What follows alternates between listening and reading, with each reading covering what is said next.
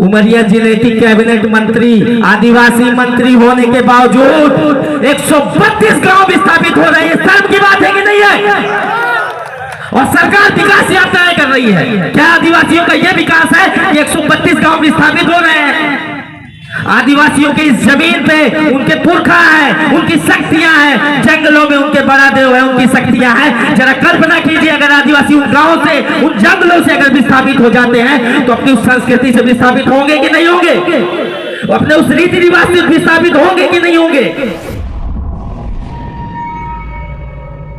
अमान सिंह बोलते दादा, संगठन मंत्री माननीय साहू जी, संगठन के प्रवक्ता माननीय ककोड़िया दादा, हमारे जिला के जिलाध्यक्ष आरमो जी, दूसरे जिले से, कटनी जिले से चलकर आए अरविंद टेकाम दादा, और उमरिया जिला के इस गांव से ये जो जन जन की मातृ शक्ति और पितृ शक्ति की जो भीड़ आई, माताएं बहनें, किसान साथी, मजदूर और युवा साथियों को गंगा सिंह बड़गरे का सादर सादर सेवा जोहार। साथियों, आज हम यहाँ उपस्थित हुए हैं, जैसा कि अभी लखन दादा ने बताया कि हम 10 सूत्री मांगों को लेके यहाँ आज उपस्थित हुए हैं, सरकार से बात करने के लिए उपस्थित हुए हैं। उन सरकारी नुमाइंदों से सरकार तक आवाज पहुंचाने के लिए आज इकट्ठा हुए हैं कि वो 10 समस्याएं क्या क्या है। क्या आपको लगता है कि आदिवासियों की केवल 10 ही समस्याएं हैं? लेकिन इस जिले में आदिवासियों की बहुत सारी समस्याएं हैं, लेकिन फिर हम गंभीर 10 समस्याओं को लेकर इकट्ठे हुए हैं, जो सरकार के कान में लगातार बार बार हम ज्ञापन के माध्यम से, गोंडवाना गठबंधन पार्टी के माध्यम से हम ध्यान आकर्षित करते रहे हैं, लेकिन उसके बावजूद ये सरकार ध्यान नहीं दे रही है। उनको ध्यान दिलाने के लिए, उनको चेताने के लिए, उस बहरी गूंगी सरकार को बताने के लिए आज हम यहाँ एकत्रित हुए हैं। साथियों,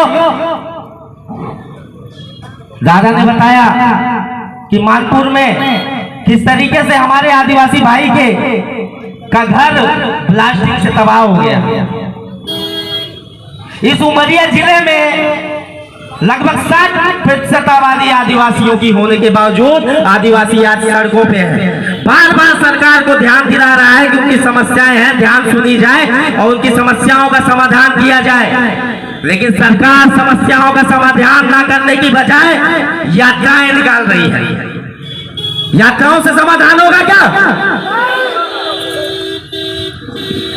इस प्रदेश में 14 सालों से सरकार रहने के बावजूद सरकार को यह बताना पड़ रहा है कि हमने विकास किया है, गाड़ियां घुमाई जा रही हैं, करोड़ों खर्च किए जा रहे हैं, आपके बजट का पैसा खर्चा किया जा रहा है आपको बताने के लिए कि हमने विकास किया है। आपको लगता है कि विकास हुआ है? केवल और केवल विकास उनके रिश्तेदारों का हुआ है,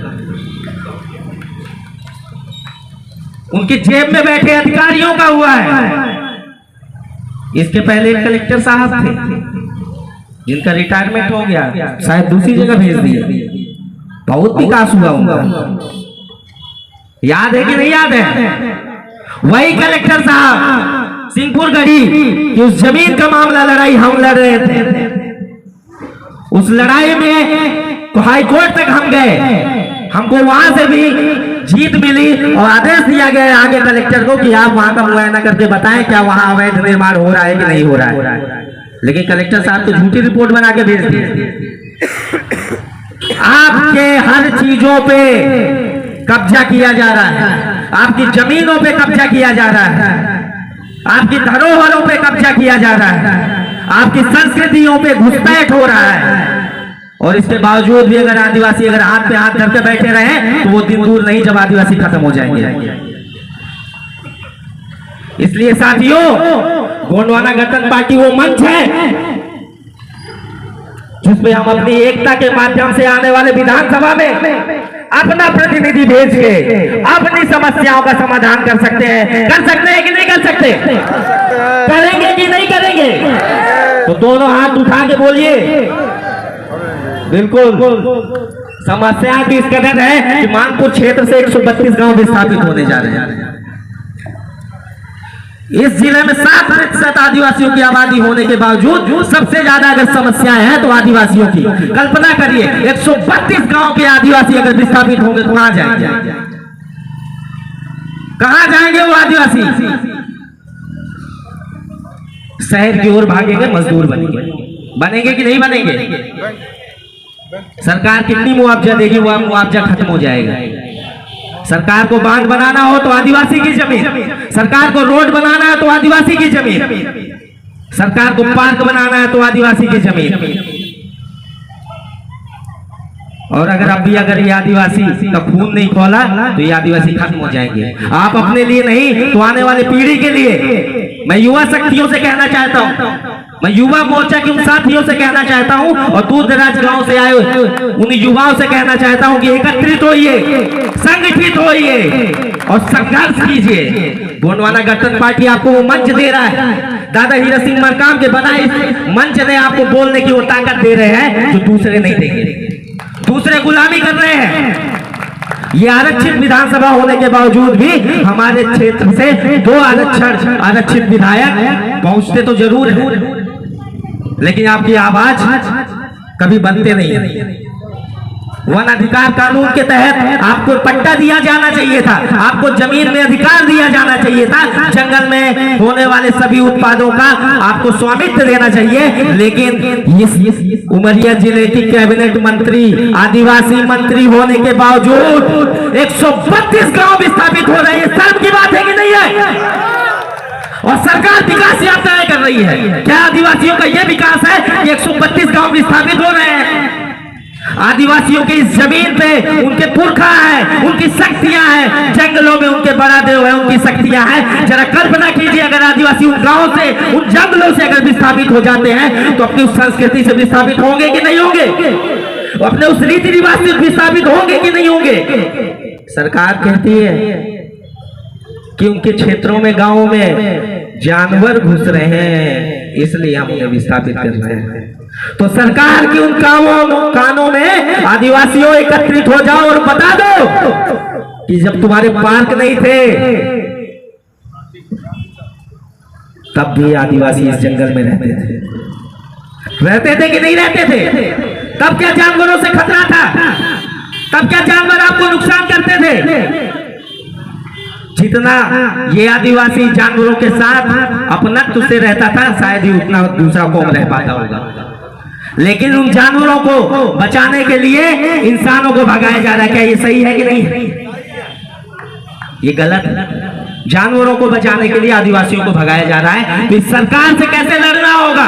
इस सरकार से हमें इस राजनीतिक सत्ता के माध्यम से लड़ना होगा और ये राजनीतिक सत्ता आपको गोंडवाना गठबंधन पार्टी देगी और दे रही है। साथियों, यहाँ से जाने के बाद आप सभी गोंडवाना गठबंधन पार्टी के कार्यकर्ता और युवा मोर्चा के मेरे साथियों, यहाँ जाने के बाद आप अपने उन सभी साथियों के साथ मिलेंगे, उनसे बात करेंगे, उन्हें संगठित करेंगे, उन्हें बूथ स्तर तक जोड़ेंगे और आने वाले समय में इस बांधवगढ़ विधानसभा और मानपुर विधानसभा में आदिवासियों की ताकत दिखाने का काम करेंगे। करेंगे कि नहीं करेंगे?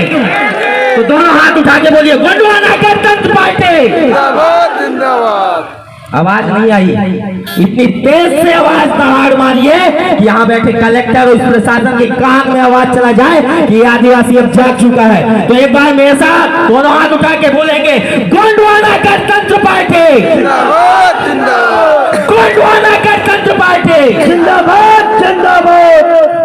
मैं बोलने के लिए बहुत सारी चीजें हैं, लेकिन मंच पे हम जिन्हें सुनना चाहते हैं, जिनके लिए हम उतावले हैं, उनके वक्तव्यों को सुनने के लिए, क्योंकि अभी युवा मोर्चा, हम युवा हैं, अभी हम सीखने के क्रम में हैं और हम सीखना चाहते हैं और सिखाने के लिए हमारे जब बड़े लोग उपस्थित हैं तो मैं ज्यादा नहीं बोलूंगा, कुछ चंद लाइनों से अपनी बात खत्म करूंगा कि हो गई है पीर पर्वत से पिघलनी चाहिए, इस तरह से अब कोई गंगा निकलनी चाहिए। मेरे सीने में नहीं तो तेरे सीने में सही, हो कहीं भी आग लेकिन आग जलनी चाहिए। जय सेवा, जय जोहार। बना के रहेंगे गोंडवाना युवा मोर्चा जिंदाबाद, गोंडवाना गणतंत्र पार्टी जिंदाबाद।